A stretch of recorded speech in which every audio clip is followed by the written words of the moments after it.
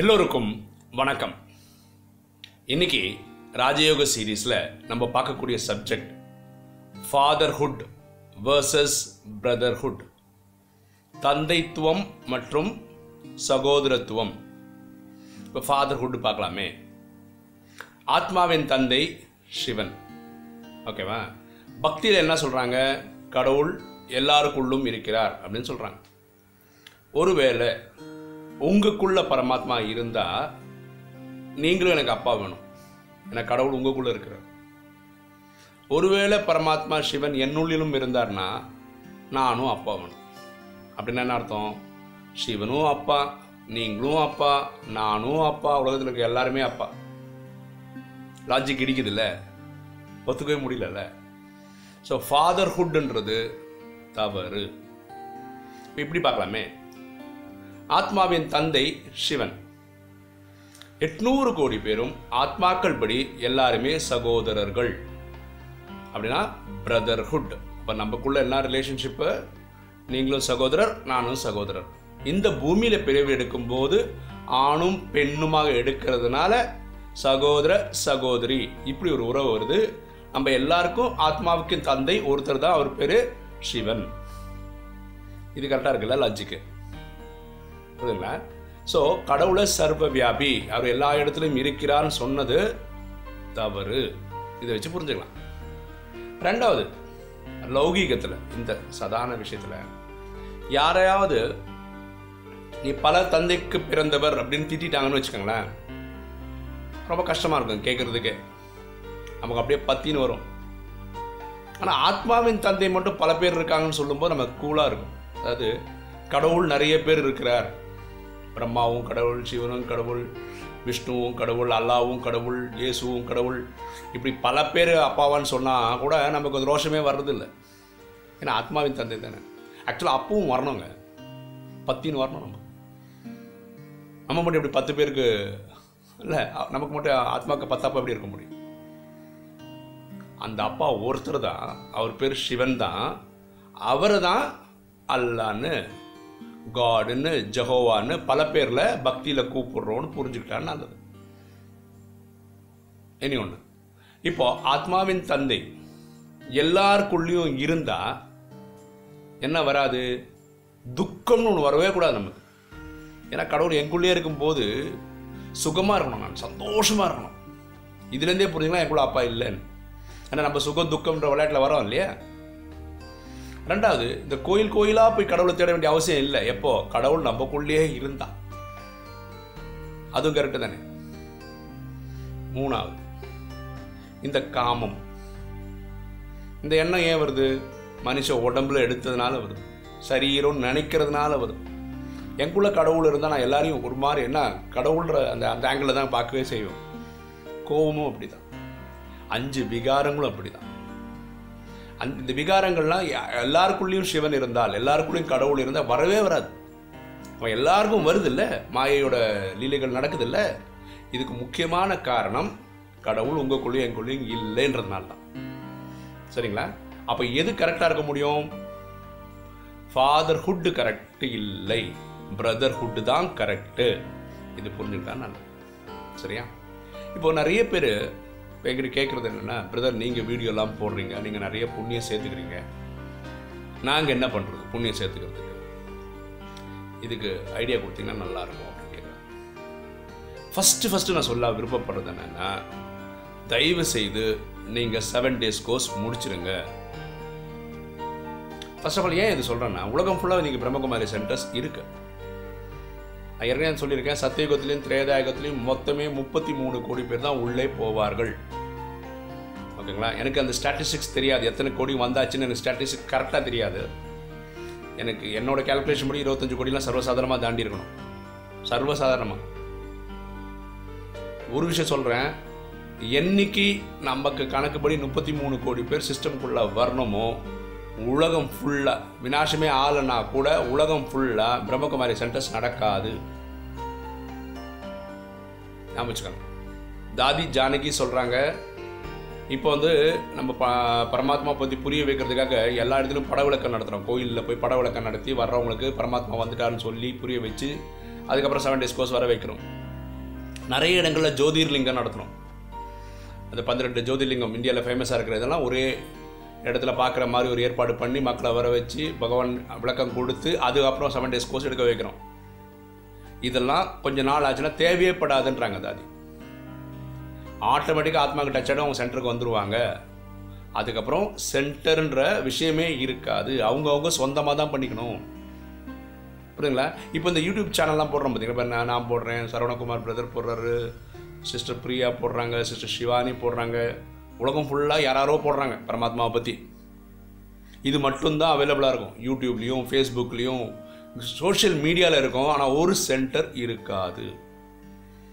புரியுங்களா? மலையாளத்தில் ஒரு வார்த்தை சொல்லுவாங்க, சொந்தம் காரியம் ஜிந்தாபாத். ஃபஸ்ட்டு நமக்கு தேவையானதெல்லாம் பண்ணிக்கணுங்க. புரியுதுங்களா? சத்தியுகத்துக்கும் திரேதாயுகத்துக்கும் என்ட்ரன்ஸ் டிக்கெட்டே இது 7 days கோர்ஸ் தான். இந்த ஆடியோ நம்ம வீடியோ இந்த இது போடுறோம்ல, யூடியூப் வீடியோ போடுறோடைய லாஜிக்கே இதில் ஒரு ஆர்வத்தை உருவாக்குறதுக்கும் உங்களை சென்டர் வரைக்கும் போக வைக்கிறதுக்கு தூண்டுறதுக்கு மட்டும்தான்.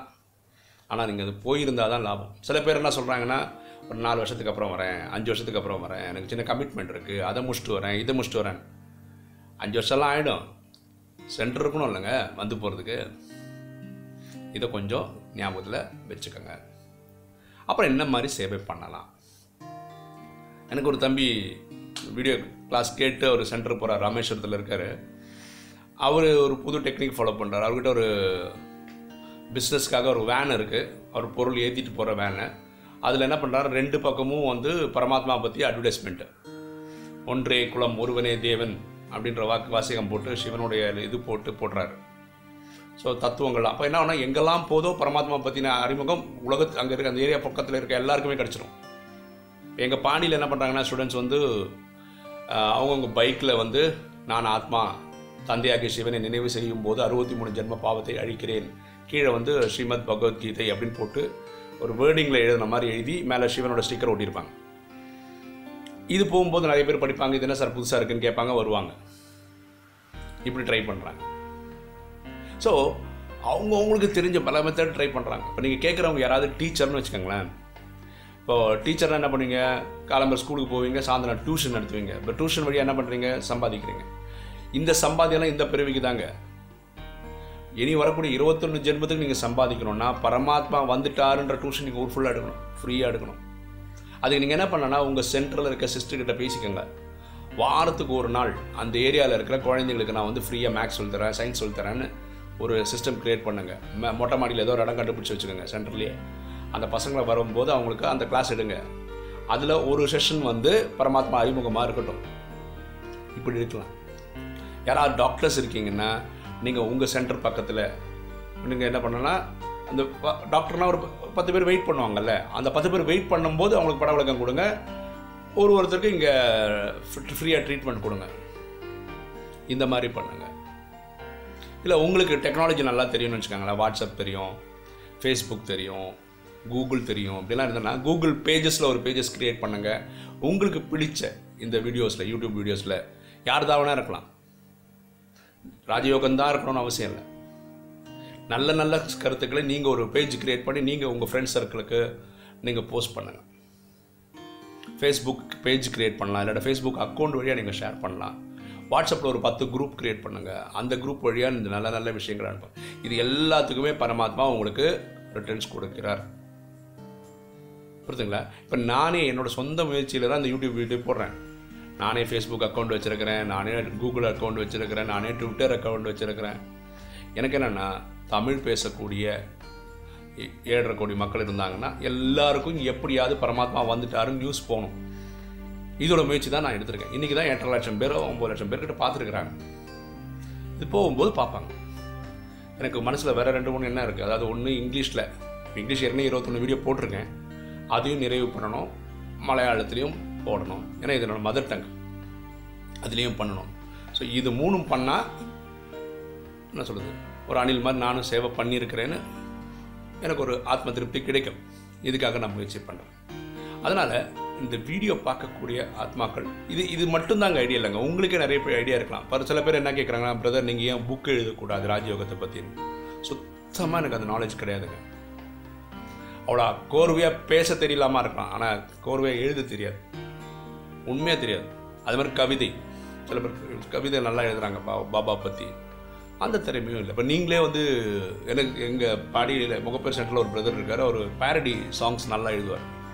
சினிமா பாட்டு அப்படியே பாபா பாட்டாக பாடுவார். அது நான் வேற ஒரு சேனலில் போட்டிருக்கேன் அவர் பாட்டெல்லாம். ஏதாவது ஒன்று பண்ணுங்கள், பரமாத்மா பற்றி ஹைலைட் பண்ணி உலகத்துக்கு சொல்ல வைக்கிறதுக்கு முயற்சி பண்ணுங்க. ஒரே ஒரு விஷயம் சொல்ல பாருங்க, டைம் ஆகிடுச்சு, புரியுதுங்களா? ஸோ ஃபஸ்ட்டு நீங்கள் பண்ண வேண்டிய விஷயம் 7 days கோர்ஸ் முடிக்க வேண்டியது. அதுக்கப்புறம் சென்டர்லாம் இழுத்து மூடினதுக்கப்புறம் நீங்கள் வந்துட்டு ஐயோ எனக்கு சென்டர் மூடிட்டாங்களே, இது என்றைக்கு நடக்கணும் யாருக்கும் தெரியாதுங்க. ஆனால் கண்டிப்பாக இதெல்லாம் நடக்கும், பரமாத்மா சொல்லிட்டார். சரி, எனக்கு சோஷியல் மீடியாவில் சுத்தமாக தெரியாது, எனக்கு பேச தெரியாது, எனக்கு எழுத தெரியாது, எனக்கு எந்த திறமையும் இல்லை அப்படின்னு நீங்கள் யாராவது நினச்சிங்கன்னா 24 மணி நேரம் டைம் இருக்குங்க. மனசா சேவை பண்ணுங்க, பரமாத்மாவை கனெக்ட் பண்ணுங்கள். உலகத்தில் இருக்கிற எல்லா 800 கோடி ஆத்மாக்களுக்கும் சுகம், சாந்தி, செல்வம், மகிழ்ச்சி கிடைக்கட்டும் கேளுங்க.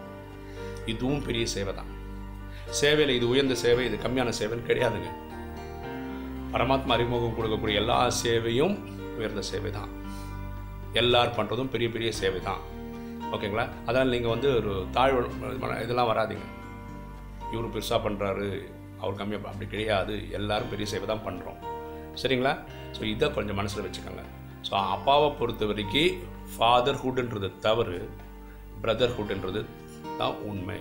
ஸோ நம்ம எல்லாருமே சகோதரர்கள்.